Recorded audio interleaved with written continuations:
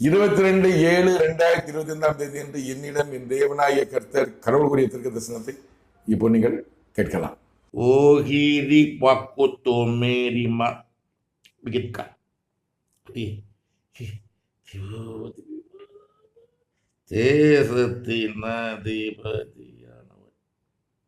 மருத்துவமனையில் அவனது குமாரனின் மரணம் உறுதியானது.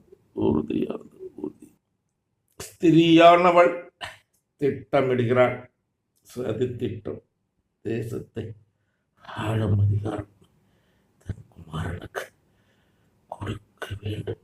எந்த சதி திட்டம் நிறைவேறாது. அதற்கு முன்பாகவே